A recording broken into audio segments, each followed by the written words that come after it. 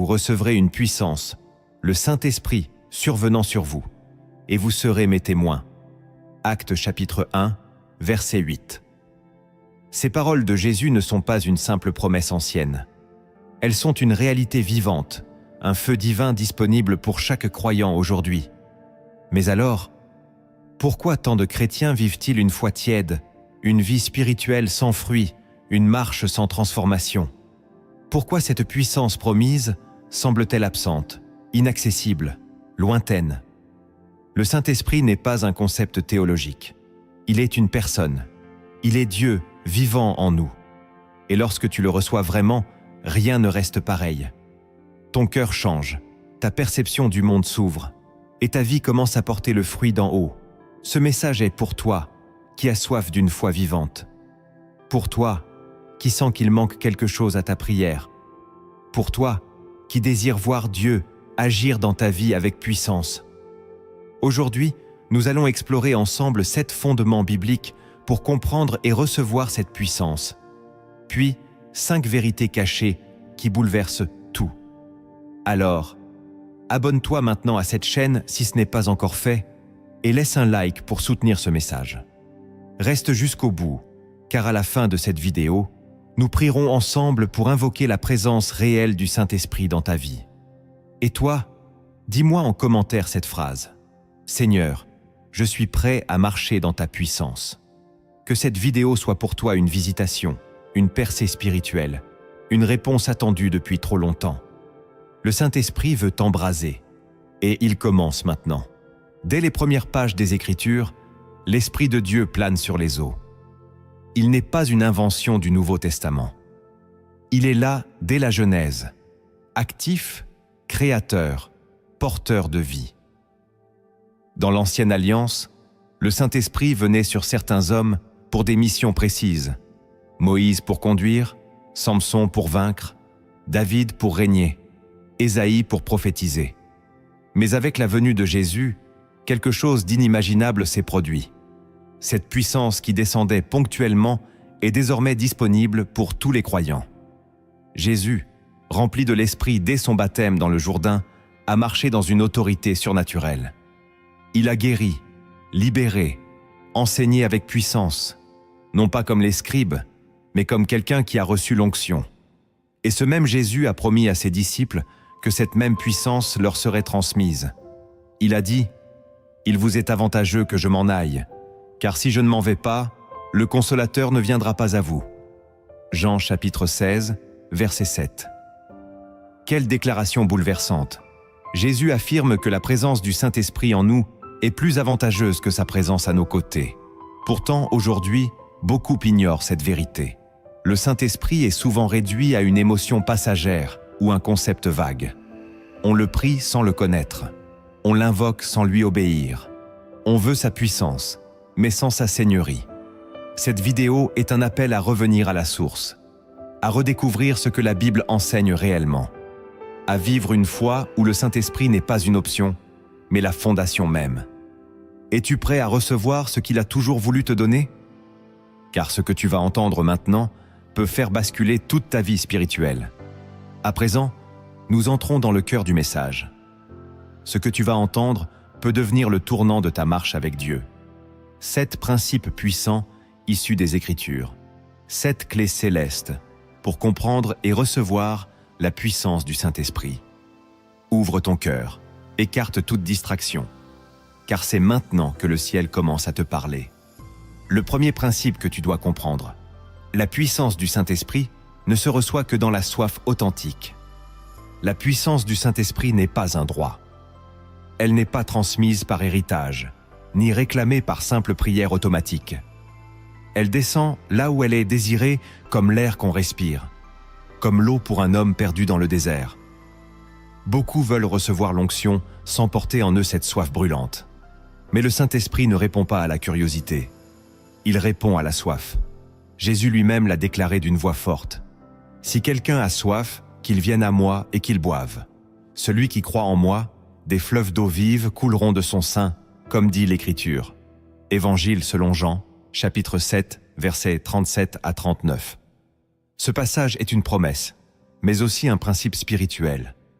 car les fleuves de l'esprit ne coulent pas dans les cœurs tièdes, ils jaillissent dans ceux qui reconnaissent leur vide et crient vers le ciel. Le problème, c'est que beaucoup de croyants ne sont pas assez vides pour être remplis. Ils cherchent la puissance de Dieu tout en étant déjà pleins d'eux-mêmes, pleins de leur volonté, de leur logique, de leur programme. Mais Dieu ne remplit pas un vase occupé. La première condition pour être visité par l'Esprit, c'est de reconnaître que tu ne peux rien sans lui. Tant que tu penses pouvoir prier sans sa puissance, aimer sans sa grâce, avancer sans son feu, tu te contenteras d'une vie chrétienne épuisée. Mais si tu t'agenouilles, si tu t'humilies, si tu cries à Dieu avec vérité, « J'ai soif de toi, rien d'autre ne peut me satisfaire », alors les cieux s'ouvriront. Et ce qui semblait inaccessible deviendra ta réalité. Le Saint-Esprit ne résiste jamais à une âme affamée. Jamais. Le deuxième principe que tu dois connaître, le Saint-Esprit se manifeste dans un cœur obéissant. Le Saint-Esprit n'est pas un invité qu'on invoque pour décorer une vie chrétienne désordonnée. Il est Seigneur. Il ne se laisse pas manipuler par nos émotions. Il ne descend pas sur ceux qui refusent de marcher dans l'obéissance. Beaucoup prient pour recevoir sa puissance, mais ignorent que cette puissance est donnée à ceux qui obéissent à Dieu. L'apôtre Pierre l'a affirmé avec force. Le Saint-Esprit que Dieu a donné à ceux qui lui obéissent. Actes des Apôtres, chapitre 5, verset 32. C'est une vérité trop souvent oubliée. L'onction n'est pas accordée en récompense d'une belle prière, mais en réponse à une vie soumise. Il ne s'agit pas seulement de dire « Seigneur », mais de faire sa volonté. L'Esprit de Dieu ne descend pas pour valider nos caprices. Il vient pour équiper ceux qui ont décidé de marcher dans la lumière, coûte que coûte. Obéir à Dieu, ce n'est pas juste éviter les gros péchés visibles. C'est aussi lâcher ces petites résistances intérieures, ces compromis que l'on justifie sans cesse, ces oui que Dieu attend depuis des années. Si tu veux vivre la puissance de l'Esprit, commence par te poser cette question. Y a-t-il un domaine de ta vie où tu résistes encore à Dieu? Un appel que tu ignores? Un pardon que tu refuses? Une parole que tu retardes? L'Esprit Saint ne s'épanche pas là où le cœur est divisé. Il cherche des hommes et des femmes qui lui disent réellement « Me voici, envoie-moi, parle Seigneur, ton serviteur écoute ». Et lorsque Dieu voit un cœur entièrement tourné vers lui, il ne tarde pas à y faire descendre sa présence. L'obéissance n'est pas un fardeau. Elle est la clé qui déverrouille le ciel. Là où il y a soumission, il y a effusion. Le troisième principe que tu dois saisir, la puissance du Saint-Esprit ne descend jamais sur l'orgueil. L'orgueil est l'ennemi invisible de l'onction. Il ne crie pas toujours fort, mais il bloque silencieusement l'action du Saint-Esprit. L'Esprit de Dieu ne partage pas sa gloire avec un cœur gonflé de lui-même. Il ne s'invite pas dans les temples intérieurs où le moi est encore assis sur le trône. Car là où l'homme s'exalte, Dieu se retire. L'Écriture est claire. Dieu résiste aux orgueilleux, mais il fait grâce aux humbles. Lettre de Jacques, chapitre 4, verset 6. Ce n'est pas une figure de style, c'est un verdict spirituel. Si tu veux que le Saint-Esprit te remplisse, tu dois descendre. Pas physiquement, mais intérieurement. Tu dois renoncer à l'image que tu veux projeter, à la peur d'être petit aux yeux des hommes, à cette ambition secrète d'être vu, reconnu, honoré. L'orgueil n'a pas toujours l'apparence de l'arrogance. Parfois, il se cache derrière des attitudes très spirituelles. On peut prêcher avec puissance et pourtant être sec intérieurement. On peut chanter avec émotion, mais sans présence divine. Le Saint-Esprit ne descend pas sur la performance, mais sur l'humilité. Il n'est pas attiré par les lumières humaines, mais par les cœurs brisés. Regarde Jésus. Lui, le Fils de Dieu, a lavé les pieds de ses disciples. Lui, l'ointe par excellence, a choisi la croix au lieu du trône. Pourquoi? Parce que l'humilité ouvre les cieux. Si tu veux recevoir la puissance du Saint-Esprit, commence par te vider de toi-même. Confesse ton orgueil, même celui que tu ne voyais pas. Accepte d'être abaissé pour être élevé par Dieu.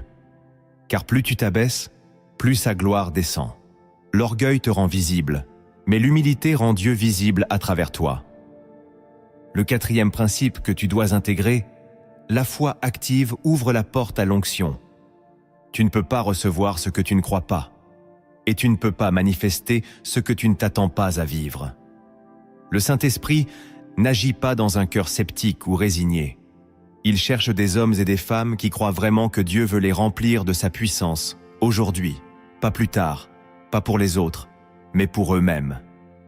L'onction ne vient pas frapper une porte fermée par le doute. Elle répond à une foi active, confiante, sans compromis. La Bible le dit sans détour. Or, sans la foi, il est impossible de lui être agréable, car il faut que celui qui s'approche de Dieu croie qu'il existe et qu'il est le rémunérateur de ceux qui le cherchent. Épître aux Hébreux, chapitre 11, verset 6. Il ne suffit pas de savoir que le Saint-Esprit est réel. Il faut croire que son action peut te bouleverser, te transformer, te conduire vers un niveau de vie spirituel que tu n'as encore jamais connu. Beaucoup de chrétiens lisent les Actes des Apôtres comme un ancien récit, au lieu de les lire comme une carte vivante pour aujourd'hui. Mais l'Esprit de Dieu n'a pas changé. Il n'a pas diminué de puissance. C'est seulement la foi de l'Église qui s'est refroidie. Alors pose-toi la vraie question. Crois-tu vraiment que le Saint-Esprit peut te parler, te guérir, t'utiliser puissamment? Si ta réponse est tiède, l'onction restera silencieuse. Mais si tu t'élèves dans la foi, si tu déclares avec ton cœur « Seigneur, je crois, même sans voir », alors le feu descendra. Car Dieu ne répond pas à la peur. Il répond à la foi. Une foi simple, une foi radicale, une foi qui dit « Je ne comprends pas tout, mais je te fais confiance ». Et cette foi ouvre les cieux. Le cinquième principe que tu dois accueillir, la parole de Dieu active la puissance du Saint-Esprit. L'Esprit Saint ne plane pas au hasard. Il ne descend pas pour animer une ambiance émotionnelle. Il agit toujours en parfaite harmonie avec la parole de Dieu. Si tu veux que la puissance du Saint-Esprit se manifeste dans ta vie, tu dois d'abord laisser sa parole habiter ton cœur en abondance. Car l'Esprit ne se déploie jamais en dehors de la vérité. Il ne bénit pas le vide spirituel, ni les discours humains. Il donne vie à la parole éternelle. Paul l'a écrit clairement. Prenez aussi le casque du salut et l'épée de l'Esprit, qui est la parole de Dieu. Éphésiens, chapitre 6, verset 17. L'arme du Saint-Esprit, c'est la parole. Elle est son terrain d'expression. Elle est son atmosphère. Quand tu médites les Écritures, quand tu proclames avec foi les promesses divines, quand tu alignes ta vie sur ce que Dieu dit, alors tu actives une puissance que rien ne peut stopper.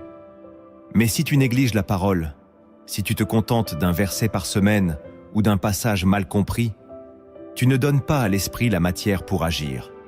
C'est la parole qui forme ton discernement, qui aligne ta prière, qui purifie ton cœur, qui renverse les mensonges de l'ennemi.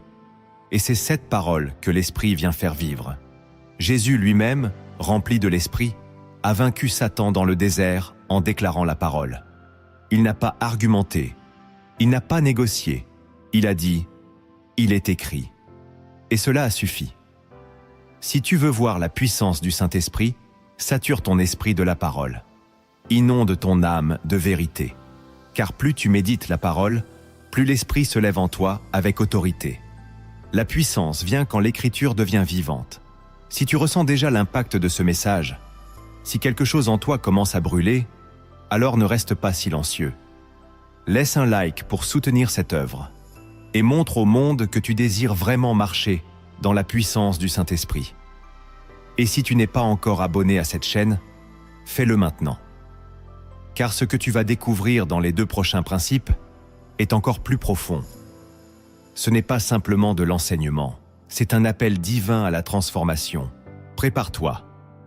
Le 6e principe que tu dois méditer, le feu de l'Esprit tombe là où il y a consécration. Le Saint-Esprit ne cherche pas des spectateurs, mais des autels. Il ne descend pas dans le bruit des vies dispersées, mais sur les cœurs offerts sans réserve. Trop de croyants veulent la puissance de Dieu sans le prix de la consécration. Ils veulent le feu sans le bois, l'onction sans le sacrifice. Mais dans l'Écriture, le feu ne descend jamais par hasard. Il tombe toujours sur quelque chose de consacré. Regarde Élie. Sur le mont Carmel, il reconstruit l'autel, dispose le bois, place la victime et prie. Alors seulement, le feu de l'Éternel tomba. Premier livre des Rois, chapitre 18, verset 38. Le feu de Dieu ne vient pas sur des vies en désordre. Il vient sur des vies en offrande. Paul l'a résumé avec puissance. Je vous exhorte, frères, par les compassions de Dieu, à offrir vos corps comme un sacrifice vivant, saint, agréable à Dieu. Ce sera de votre part un culte raisonnable. Lettre aux Romains, chapitre 12, verset 1. Consacrer sa vie, ce n'est pas entrer dans une perfection religieuse. C'est dire à Dieu chaque jour, « Tout ce que je suis est à toi ». C'est lui donner tes pensées, ton agenda, ton regard, ton langage, tes projets. C'est lui dire, « Seigneur, si ta volonté est différente de la mienne, je choisis la tienne ». La consécration, ce n'est pas un événement émotionnel, c'est une posture constante. Et quand Dieu voit un autel prêt, il envoie son feu. Tu veux que le Saint-Esprit t'embrase? Prépare ton autel. Vide-toi du monde. Sépare-toi de ce qui t'éloigne du ciel. Détourne-toi de ce qui t'éteint. Et présente-toi chaque jour comme un sacrifice vivant. Ce feu ne viendra pas par hasard. Il viendra parce que tu t'es rendu disponible. Entièrement. Le 7e principe que tu dois graver dans ton esprit, le Saint-Esprit agit pour glorifier Jésus, jamais pour l'ego. Voici une vérité souvent négligée, mais essentielle. Le Saint-Esprit ne cherche pas à glorifier l'homme. Il ne descend jamais pour élever un ministère, impressionner une foule ou nourrir l'orgueil d'un serviteur. Il agit uniquement pour révéler Jésus, l'exalter, le faire connaître, le rendre réel. Si ton désir de puissance spirituelle est centré sur toi, ton image, ton influence, ta reconnaissance, alors tu bloques la rivière à sa source. Car le but ultime du Saint-Esprit, c'est Christ glorifié en toi. Jésus lui-même l'a dit à ses disciples, « Quand le Consolateur sera venu, l'Esprit de vérité, il vous conduira dans toute la vérité. Il me glorifiera, parce qu'il prendra de ce qui est à moi, et vous l'annoncera. » Évangile selon Jean, chapitre 16, versets 13 et 14. Ce verset est une fondation. Le Saint-Esprit n'est pas attiré par ton talent, mais par ton abandon. Il ne cherche pas un show, mais un reflet. Il veut faire de toi un canal, pas un monument. Et si tu veux réellement marcher dans sa puissance, tu dois accepter de disparaître pour que Christ soit vu. L'onction n'est pas un outil pour dominer. Elle est un manteau pour servir. Et plus tu cherches à glorifier Jésus dans ta vie, dans tes pensées, dans tes choix, plus l'Esprit t'envahit. C'est une loi spirituelle. Le Saint-Esprit s'éloigne des cœurs qui veulent te briller. Il repose sur ceux qui veulent refléter la lumière de Christ. Alors demande-toi, sincèrement, pourquoi est-ce que je veux cette puissance? Est-ce pour changer des vies ou pour attirer des regards? Est-ce pour faire connaître Jésus ou pour prouver quelque chose? Car si ton but est sa gloire, le ciel entier s'ouvrira pour t'équiper. Là est le secret. Le Saint-Esprit agit toujours là où Jésus est élevé. Ce que nous avons exploré jusqu'ici était la base, la structure, les fondations visibles de l'édifice spirituel. Mais maintenant, le Saint-Esprit veut t'emmener plus loin, au cœur de ce que peu comprennent, là où les vérités cachées de Dieu changent une vie entière. Écoute avec ton âme, car ces 5 révélations ne sont pas seulement à entendre, elles sont à recevoir. Premièrement, le Saint-Esprit ne descend pas sur le bruit, mais dans le silence intérieur. Il est écrit, « L'Éternel dit, sors et tiens-toi sur la montagne devant l'Éternel. » Et voici, l'Éternel passa. Un vent fort et violent déchirait les montagnes et brisait les rochers devant l'Éternel.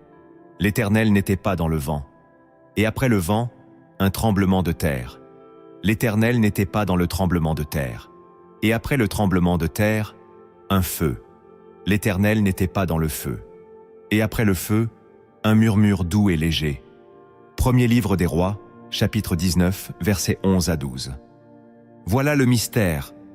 Le Saint-Esprit ne se cache pas dans l'agitation extérieure, mais dans la profondeur d'un cœur en paix. Beaucoup confondent puissance spirituelle avec agitation religieuse. Ils crient, gesticulent, s'épuisent dans des efforts sans intimité. Mais l'Esprit de Dieu ne vient pas envahir un temple intérieur en désordre. Il descend comme une colombe, non comme un ouragan. Il aime le calme, le recueillement, la disponibilité silencieuse. C'est dans ce lieu intérieur de paix, loin du bruit du monde, que sa voix se fait claire, que son feu se dépose, que sa présence s'installe. Le problème, c'est que nous remplissons nos journées de sons, d'écrans, d'informations, sans jamais faire de place au murmure divin. Or, la vraie puissance ne se manifeste pas dans l'agitation visible, mais dans l'onction silencieuse qui change les cœurs sans faire de bruit. Si tu veux vivre la visitation du Saint-Esprit, apprends à te taire, apprends à t'arrêter, apprends à écouter. Ce silence n'est pas un vide, c'est un espace sacré. C'est là que le ciel descend. Deuxièmement, la puissance du Saint-Esprit grandit dans la persévérance, pas dans l'instantané. La culture de ce monde veut tout de suite. Résultat, on applique cette logique terrestre à la vie spirituelle. On veut la puissance du Saint-Esprit, mais sans attendre, sans veiller, sans bâtir. On espère une effusion immédiate après une simple prière. Mais le royaume de Dieu ne fonctionne pas comme un distributeur automatique. Il répond à la persévérance. Il répond à ceux qui attendent avec foi, jour après jour, même sans manifestation. Regarde les disciples. Jésus leur avait promis la puissance d'en haut, mais elle n'est pas descendue le lendemain. Il est écrit « Tous d'un commun accord persévérèrent dans la prière, avec les femmes, et Marie, mère de Jésus, et avec ses frères. » Actes des Apôtres, chapitre 1, verset 14. Et plus loin, le jour de la Pentecôte, ils étaient tous ensemble dans le même lieu. Actes, chapitre 2, verset 1. Ils ont attendu 10 jours, enfermés, priant, dans l'incertitude et l'espérance. Et c'est là, dans cette attente fidèle, que le feu est tombé. Le Saint-Esprit ne se manifeste pas à ceux qui prient un jour sur deux, mais à ceux qui bâtissent un autel de persévérance.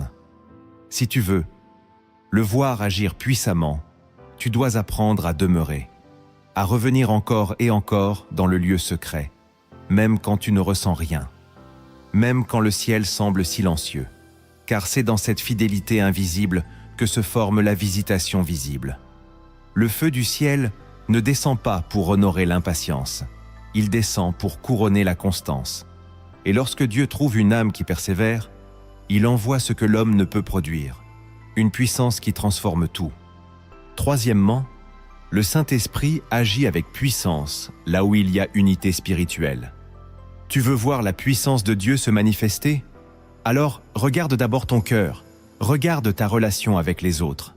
Car l'unité n'est pas une simple bonne ambiance chrétienne, c'est une condition spirituelle pour que le ciel descende. Le Saint-Esprit ne visite pas les lieux de division. Il ne repose pas sur les querelles, les jalousies, les compétitions cachées entre frères. Il cherche un terrain d'unité pour y faire couler son onction. Le psaume 133 le déclare avec puissance. « Voici, ô qu'il est agréable, qu'il est doux pour des frères de demeurer ensemble. C'est comme l'huile précieuse répandue sur la tête, qui descend sur la barbe d'Aaron, et qui descend sur le bord de ses vêtements. C'est comme la rosée de l'Hermon, qui descend sur les montagnes de Sion, car c'est là que l'Éternel envoie la bénédiction, la vie pour l'éternité. » Le lien est clair. L'huile, symbole de l'onction du Saint-Esprit, coule là où règne l'unité. Et dans les Actes des Apôtres, on retrouve cette même vérité, encore plus précise. Avant la Pentecôte, il est dit, le jour de la Pentecôte, ils étaient tous ensemble dans le même lieu. Actes chapitre 2, verset 1. Ce tous ensemble n'était pas seulement géographique, il était spirituel. Leur cœur était uni. Il n'y avait pas d'esprit de supériorité, pas d'orgueil caché, pas de mur invisible entre eux. Et c'est là, dans cette atmosphère d'unité authentique, que le ciel s'est ouvert. Le Saint-Esprit est descendu comme un vent puissant, et le feu s'est posé sur chacun d'eux, sans exception. Pourquoi ? Parce qu'ils formaient un seul corps, un seul cœur, un seul esprit. Aujourd'hui encore, le manque d'unité est l'un des plus grands obstacles à la visitation divine. Dans les familles, dans les églises, dans les relations entre croyants, l'ennemi sème la discorde précisément pour empêcher la puissance du Saint-Esprit de se manifester. Car il le sait, là où il y a division, l'huile ne coule pas. Tu peux prier fort, tu peux jeûner, tu peux crier. Mais si tu gardes dans ton cœur une racine d'amertume contre ton frère, tu éteins la flamme. Le Saint-Esprit est saint. Il ne descend pas là où l'on prie avec des lèvres pures et un cœur divisé. Il cherche une maison spirituelle unie, même si elle est imparfaite. Il préfère 10 personnes unies dans l'amour, que 1000 personnes rassemblées dans le bruit, mais séparées par l'orgueil. Alors pose-toi cette question. Qui dois-tu pardonner pour que le feu descende ? Quelle relation dois-tu réparer pour que l'huile reprenne son cours ? Quelle blessure dois-tu laisser guérir pour que l'Esprit trouve une terre d'accueil en toi ? L'unité ne signifie pas l'uniformité, mais elle exige l'amour. Et là où il y a amour sincère, Dieu envoie sa présence. Car le Saint-Esprit agit toujours avec puissance là où Jésus est aimé ensemble, pas seulement en secret. C'est là que l'onction coule, c'est là que le miraculeux naît, c'est là que les chaînes tombent. L'unité n'est pas une stratégie d'église. C'est une condition spirituelle pour que la gloire descende. Quatrièmement, le Saint-Esprit est plus qu'une puissance. Il est une personne sensible, qui peut être attristée. Beaucoup parlent du Saint-Esprit comme d'une force, d'une énergie, d'un courant spirituel qui descend, qui agit, qui fait trembler. Mais ils oublient l'essentiel. Le Saint-Esprit n'est pas une chose. Il est une personne. Il pense, il ressent, il parle, il décide. Et oui, il peut être attristé. Cette vérité est trop peu enseignée, et pourtant elle change tout. Car si tu le considères simplement comme un feu ou une onction, tu chercheras à l'utiliser. Mais si tu le reconnais comme une personne divine, tu chercheras à le connaître, à l'honorer, à marcher avec lui. Paul l'a écrit avec gravité. N'attristez pas le Saint-Esprit de Dieu, par lequel vous avez été scellés pour le jour de la rédemption. Éphésiens, chapitre 4, verset 30. Ce verset ne parle pas de païens. Il s'adresse aux croyants. Cela signifie qu'un chrétien peut attrister le Saint-Esprit sans même s'en rendre compte. Pas forcément en commettant un péché visible, mais parfois simplement par un mot dur, une pensée amère, un manque de pardon, une résistance intérieure à l'appel de Dieu. L'Esprit Saint est doux, sensible, pur. Il n'impose pas sa présence. Il se retire là où il n'est pas honoré. Il se tait là où il n'est pas écouté. Beaucoup disent « Je ne ressens plus sa présence » et ils pensent que Dieu est loin. Mais souvent, c'est le cœur qui s'est fermé. L'esprit n'a pas fui. Il a été attristé. Il s'est retiré doucement, sans bruit, comme une colombe effrayée, et plus on l'ignore, plus son silence devient profond. Mais si tu veux expérimenter la puissance du Saint-Esprit, tu dois commencer par restaurer ta relation avec sa personne. Tu dois lui parler, pas seulement pour demander, mais pour écouter. Tu dois l'inviter dans chaque décision, lui demander son avis, lui dire « Saint-Esprit, que penses-tu de ce choix ? Suis-je encore en train de te plaire ?»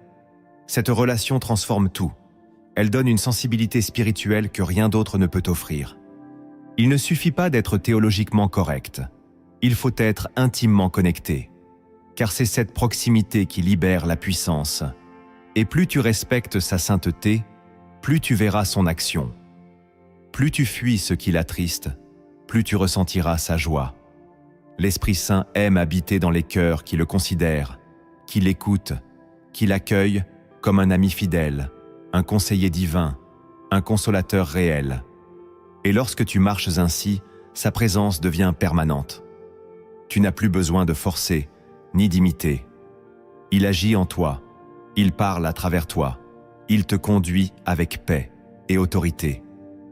Alors aujourd'hui, pose-toi cette question. As-tu attristé l'Esprit sans le savoir? Y a-t-il en toi une zone d'ombre qu'il attend que tu exposes à sa lumière? Ne laisse pas le silence de l'Esprit devenir une habitude. Reviens à lui. Honore-le comme une personne vivante. Et tu verras, ce respect deviendra le terreau d'une puissance surnaturelle, pure, authentique.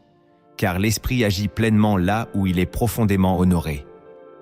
Cinquièmement, le plus grand signe de puissance, ce n'est pas le miracle visible, c'est la transformation du cœur. L'erreur la plus répandue, même chez les croyants fervents, c'est de penser que la preuve de la puissance du Saint-Esprit, ce sont les manifestations extérieures. Guérison, vision, paroles de connaissance, tremblements, langues étranges, miracles visibles. Et oui, tout cela est réel. Le Saint-Esprit fait encore des miracles. Il est toujours puissant pour guérir, délivrer, ressusciter. Mais ce ne sont pas les signes visibles qui mesurent la profondeur de son action. La véritable puissance, celle que Dieu reconnaît, c'est la transformation intérieure du cœur. Car un homme peut prophétiser, guérir les malades, et pourtant être rempli d'orgueil, de convoitise ou de colère. Jésus lui-même l'a dit. Plusieurs me diront en ce jour-là, « Seigneur, Seigneur, n'avons-nous pas prophétisé par ton nom? N'avons-nous pas chassé des démons par ton nom et fait beaucoup de miracles par ton nom? Et alors, je leur dirai ouvertement, « Je ne vous ai jamais connu. Retirez-vous de moi, vous qui commettez l'iniquité. » Évangile selon Matthieu, chapitre 7, versets 22 à 23. Ces paroles sont terribles. Elles brisent toute illusion. Ce n'est pas l'extérieur qui impressionne Dieu. C'est le fruit intérieur. Et justement, Paul nous révèle ce fruit, ce vrai signe que le Saint-Esprit agit dans une vie. Il écrit, « Mais le fruit de l'Esprit, c'est l'amour, la joie, la paix, la patience, la bonté, la bienveillance, la foi, la douceur, la maîtrise de soi. » Épître aux Galates, chapitre 5, versets 22 à 23. Voilà la vraie puissance. Aimer quand on est trahi. Pardonner quand on est blessé. Garder la paix en pleine tempête. Rester doux quand on est offensé. Se maîtriser quand la chair veut exploser. C'est cela que l'Esprit produit. C'est cela qui glorifie Jésus. Et c'est cela qui bouleverse vraiment le monde. Les miracles attirent les foules. Mais les fruits transforment les cœurs. Les signes impressionnent. Mais les vertus convertissent. Et si tu veux savoir si le Saint-Esprit agit puissamment en toi, ne regarde pas seulement ce qui se voit. Regarde ce qui a changé en toi. Es-tu devenu plus aimant, plus humble, plus patient, plus libre intérieurement? Car là est le miracle. Là est la vraie onction. L'Esprit Saint n'est pas seulement venu pour que tu fasses de grandes choses.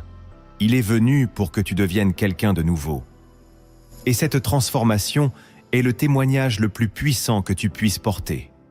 Ce n'est pas le bruit, mais le fruit qui parle.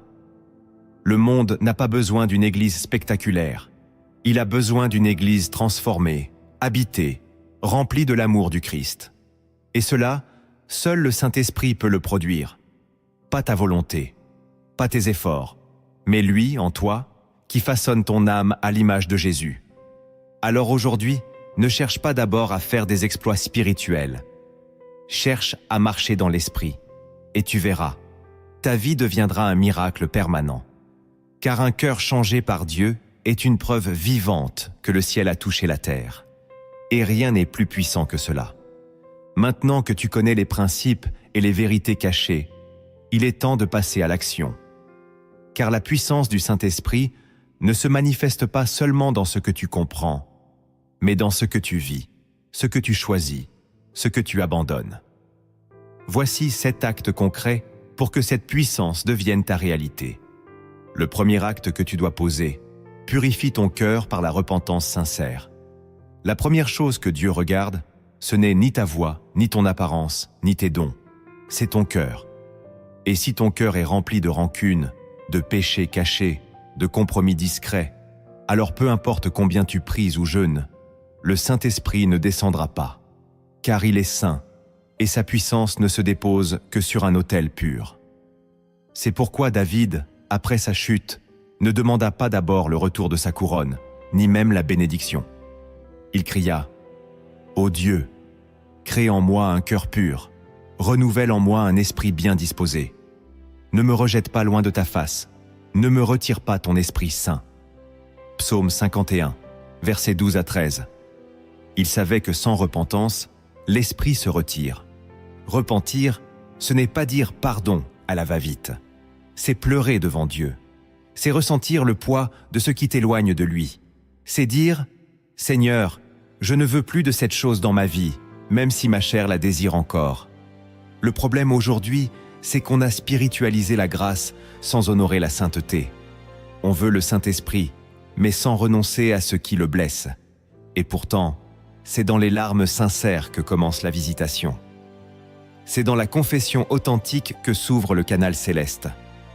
Si tu veux que l'Esprit de Dieu te remplisse, commence par faire le grand nettoyage. Va dans ta chambre, ferme la porte et parle à Dieu avec vérité. Dis-lui ce que tu caches. Mets en lumière ce que tu ignores et laisse son amour te laver. Car le sang de Jésus est encore puissant pour purifier. Et quand ton cœur est propre, même si tu n'es pas parfait, le Saint-Esprit viendra. Il sentira en toi un espace libre, un lieu sanctifié, un cœur prêt. Et alors tu verras, sa puissance ne sera plus une idée. Elle deviendra ta demeure. Le deuxième acte que tu dois poser, consacre chaque jour un temps d'intimité silencieuse avec le Saint-Esprit. Tu peux connaître tous les versets sur le Saint-Esprit, écouter toutes les prédications, ressentir toutes les émotions d'un culte vibrant. Mais si tu ne le rencontres pas en secret, rien ne changera. Car le Saint-Esprit n'est pas une ambiance collective. Il est une personne divine qui attend un rendez-vous personnel avec toi. Et ce rendez-vous, c'est dans le silence que tu le trouves. Jésus lui-même, rempli de l'Esprit, se retirait dans des lieux déserts pour prier seul. Pas seulement pour parler, mais pour écouter. Pas seulement pour demander, mais pour communier. Et il disait « Mais toi, quand tu pries, entre dans ta chambre, ferme ta porte, et prie ton Père qui est là dans le lieu secret. » Évangile selon Matthieu, chapitre 6, verset 6. Si le Fils de Dieu avait besoin de se retirer pour rester rempli, combien plus toi et moi? Le problème aujourd'hui, c'est que le secret a disparu. On parle beaucoup de Dieu, mais on lui parle peu et on l'écoute encore moins. On cherche des sensations fortes, mais on fuit le silence, là où pourtant l'Esprit descend. Il ne parle pas dans la distraction. Il ne se manifeste pas dans la précipitation. Il attend que tu lui réserves du temps, pas par obligation, mais par amour. Alors commence petit. Chaque jour, même 5 minutes si tu n'as pas plus, éteins tout. Rentre dans ce lieu intérieur. Dis simplement « Saint-Esprit, je suis là, je t'écoute. » Et attends. Tu n'entendras peut-être rien au début, mais reste fidèle. Car l'intimité se bâtit comme une relation, dans la régularité, la sincérité, le respect. Et plus tu l'honores dans le silence, plus il te parlera. Plus tu lui fais de la place, plus sa présence deviendra réelle. Car le Saint-Esprit n'habite pas dans l'agitation, mais dans la paix. Il ne cherche pas des chrétiens pressés, il cherche des amis. Et ceux qui le trouvent dans le secret marchent avec puissance dans la lumière. Le troisième acte que tu dois poser, médite profondément la parole pour nourrir la voix de l'Esprit. Le Saint-Esprit parle, il éclaire, il révèle, il enseigne. Mais il ne parle pas dans le vide. Il parle à travers la parole. Et si tu veux entendre clairement sa voix, si tu veux qu'il te guide avec précision, tu dois d'abord lui donner un terrain biblique pour s'exprimer. Car l'Esprit ne dit jamais ce que la parole ne soutient pas. Il ne confirme pas nos émotions. Il confirme l'Écriture. Jésus a dit « L'Esprit de vérité vous conduira dans toute la vérité. » Évangile selon Jean, chapitre 16, verset 13. Et cette vérité, elle est révélée dans la parole de Dieu. Plus tu lis la Bible, plus tu médites ces versets, plus tu les rumines dans ton cœur, plus le Saint-Esprit aura des semences vivantes à faire pousser en toi. Mais si ton cœur est vide de la parole, tu risques de confondre sa voix avec la tienne, ou pire, avec celle de l'ennemi. La méditation, ce n'est pas lire 3 chapitres rapidement pour cocher une case spirituelle. C'est arrêter sur une phrase. C'est demander à Dieu « Qu'est-ce que tu veux me dire ici ?» C'est laisser un verset t'habiter toute une journée, jusqu'à ce qu'il te transforme. La Bible n'est pas un livre ancien. Elle est une épée, une lumière, un feu. Et l'Esprit Saint en est l'auteur. Chaque fois que tu ouvres la parole avec un cœur humble, il est là, prêt à t'enseigner, à t'interpeller, à te fortifier. Le croyant qui vit selon l'Esprit est toujours enraciné dans la parole.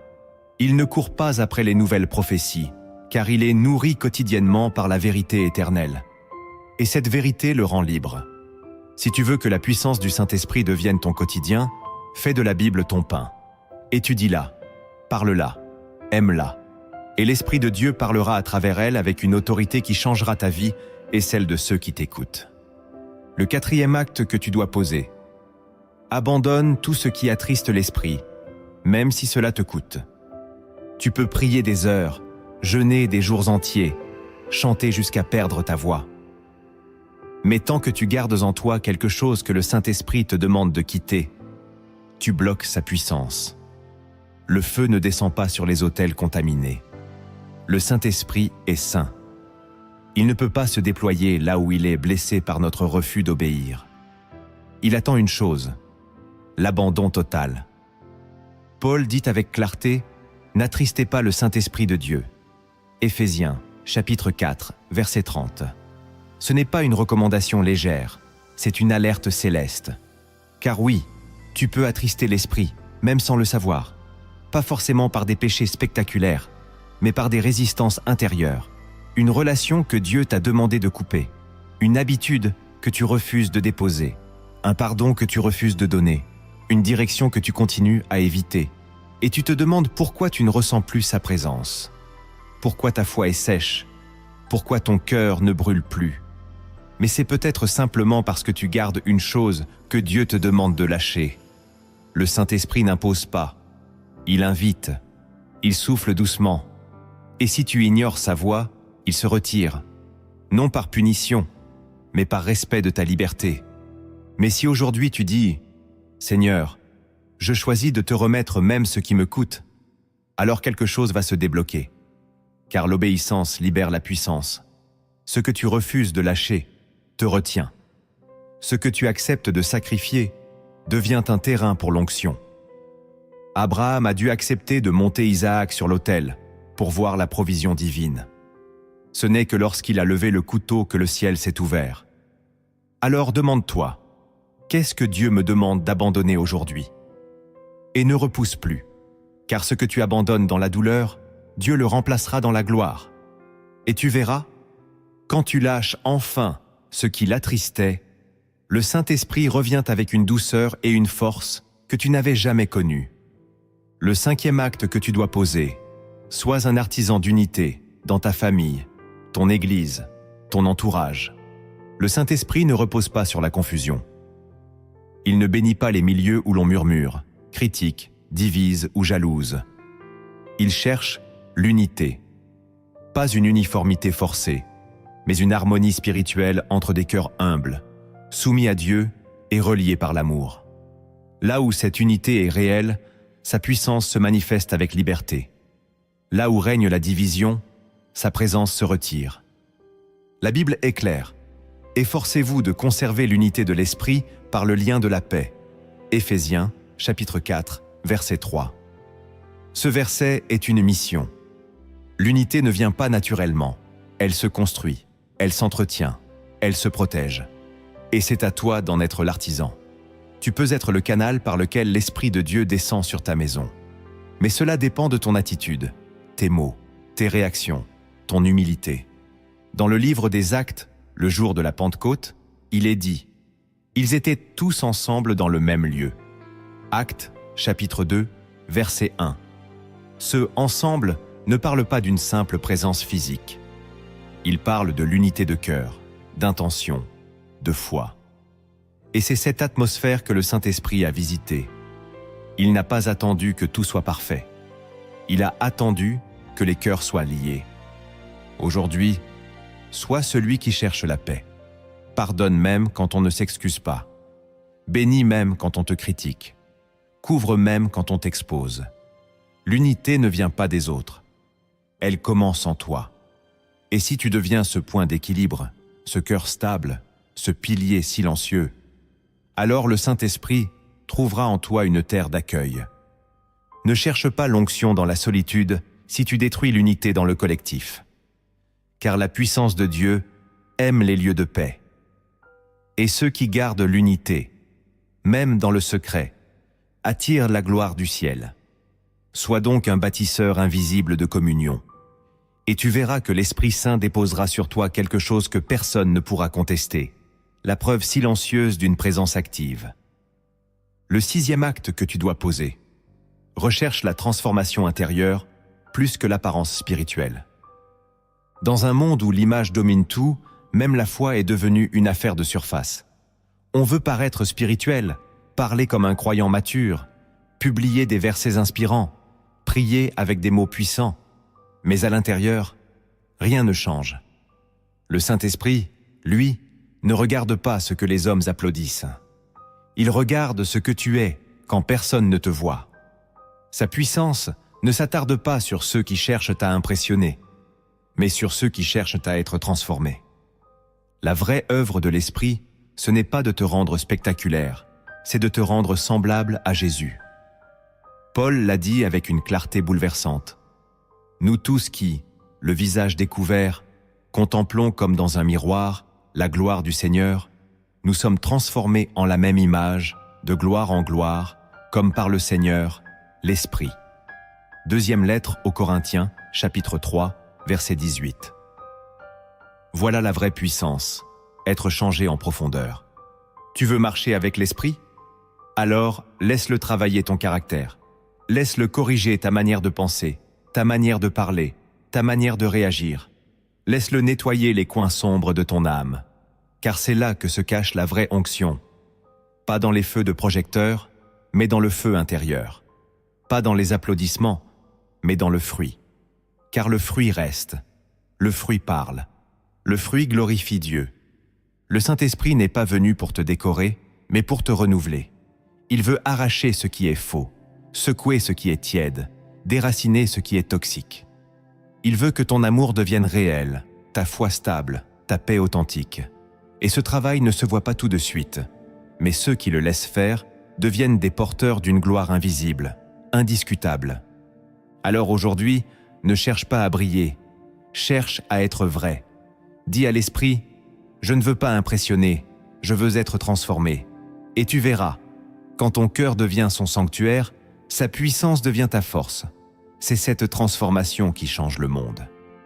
Le 7e acte que tu dois poser. Demande chaque jour au Saint-Esprit de te remplir à nouveau. Le plus grand piège d'un croyant, c'est de penser que parce qu'il a été rempli une fois, cela suffit pour toujours. Mais la vie spirituelle est comme une lampe. Elle doit être alimentée chaque jour. L'onction fuit quand elle n'est pas entretenue.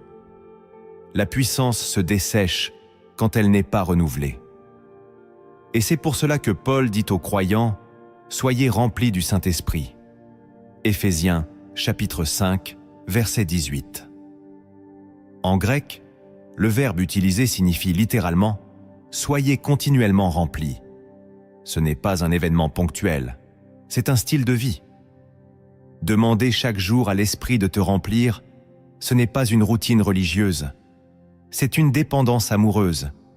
C'est reconnaître que sans lui, tu ne peux rien. C'est dire « Saint-Esprit, je sais que tu m'as déjà visité, mais aujourd'hui encore, j'ai besoin de toi. » Et c'est cette posture d'humilité et de faim spirituelle qui attire la présence de Dieu. Tu ne peux pas vivre sur l'onction d'hier. Tu ne peux pas affronter les combats d'aujourd'hui avec une force passée. Tu as besoin d'un feu nouveau, d'une parole fraîche, d'une paix renouvelée. Et cela, seul l'Esprit peut te le donner. Pas ton intelligence, pas ta mémoire spirituelle, mais une connexion vivante, chaque matin, chaque soir, à celui qui est la source. Alors fais de cette prière une habitude. Remplis-moi à nouveau, Esprit de Dieu. Ce que j'ai reçu hier ne suffit pas. Viens renouveler ma foi, viens raviver mon feu, viens habiter chaque recoin de mon âme. Cette prière, Dieu l'exauce. Toujours, car il cherche des cœurs vides à remplir. Il cherche des vases disponibles. Il cherche des enfants qui savent que tout commence avec lui. Et plus tu demandes, plus tu reçois. Car le Saint-Esprit ne se lasse jamais de combler ceux qui ont faim de lui. C'est dans cette soif constante que réside le secret d'une vie puissante, stable, remplie de gloire. Ne vis plus dans les restes.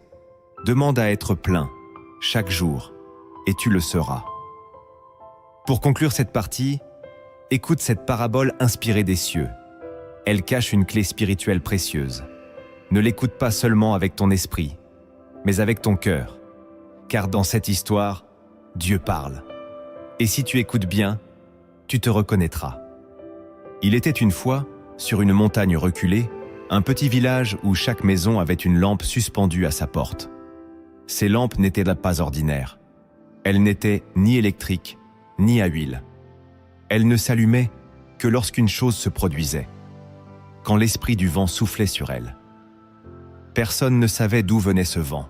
Il ne soufflait pas à heure fixe. Il ne répondait à aucun rituel. Il était libre, invisible. Mais quand il passait, il laissait derrière lui un feu doux, paisible, mais indestructible. Et ceux dont la lampe s'allumait devenaient rayonnants. Leur regard changeait. Leurs paroles guérissaient. Leurs pas devenaient légers. Le village tout entier vivait au rythme de ce vent mystérieux. Parmi les habitants, il y avait un jeune homme nommé Élior. Il avait grandi en entendant parler du vent. Il avait vu les lampes de ses parents s'illuminer. Il avait senti la chaleur de cette présence.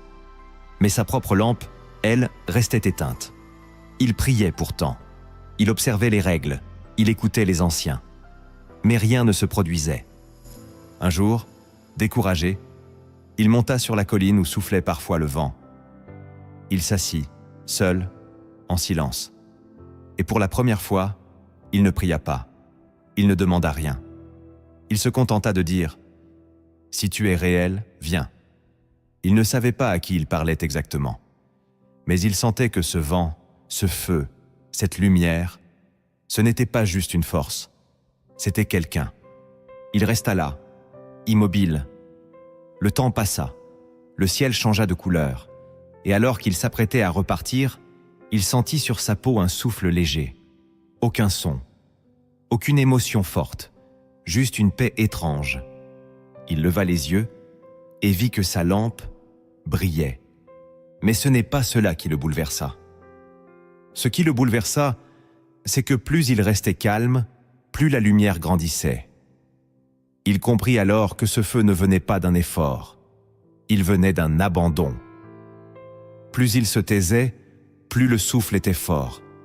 Plus il écoutait, plus la lumière l'enveloppait. Élior descendit au village, transformé. Pas par des paroles puissantes, mais par une lumière silencieuse. Et ceux qui le croisaient le regardaient différemment. Ils ne comprenaient pas, mais ils ressentaient une paix, une autorité, une douceur nouvelle. Plusieurs vinrent lui demander son secret.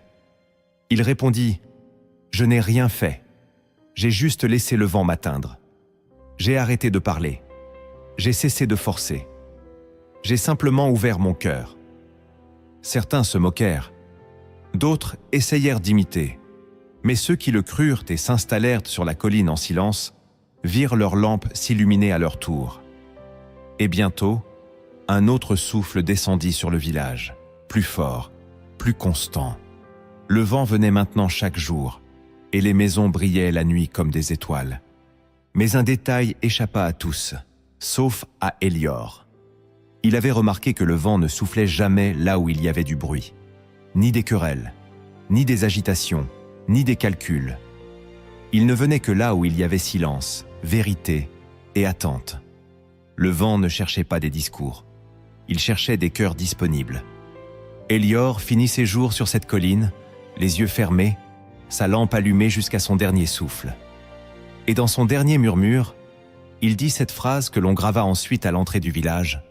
« Celui qui se vide de lui-même devient une demeure pour le feu du ciel. Aujourd'hui, tu as entendu un message que beaucoup ignorent. Tu n'as pas simplement écouté des conseils. Tu as reçu un appel. Celui de revenir à l'essentiel. Celui de t'ouvrir à la personne la plus négligée du royaume de Dieu, le Saint-Esprit. Ce message n'est pas venu par hasard dans ta vie. Il a été inspiré pour toi, car Dieu t'appelle à une nouvelle dimension. Pas seulement à prier plus fort, mais à marcher plus profondément. Pas seulement à ressentir, mais à porter. Le Saint-Esprit veut t'habiter, te conduire, te former, te transformer. Il veut faire de ta vie un flambeau dans les ténèbres. Mais cela ne dépend pas de ton passé, ni de ton niveau spirituel actuel. Cela dépend de ta disponibilité. Alors maintenant, il est temps de prendre une décision. Ne laisse pas ce message mourir dans ton esprit. Mets-le en pratique. Reviens au silence. Offre ton cœur. Repens-toi sincèrement. Abandonne ce que Dieu te montre. Médite sa parole. Recherche l'unité. Et surtout, demande à être rempli, chaque jour. Tu verras, le feu viendra. La voix deviendra plus claire. La paix plus profonde. Et la puissance réelle. Si ce message t'a parlé, abonne-toi à cette chaîne. Clique sur « J'aime » pour soutenir cette œuvre. Et surtout, partage cette vidéo à une personne que le Saint-Esprit t'inspire. Car si chacun devenait une lampe comme dans la parabole, imagine le ciel que nous pourrions faire descendre ensemble sur cette terre. Et maintenant, prépare-toi, car cette prière peut changer ta vie. Saint-Esprit de Dieu, toi qui étais là au commencement, toi qui planais sur les eaux avant même que la lumière ne soit, je viens devant toi maintenant, non pas comme un parfait, mais comme un cœur ouvert, comme une lampe vide, comme une terre desséchée qui attend la pluie.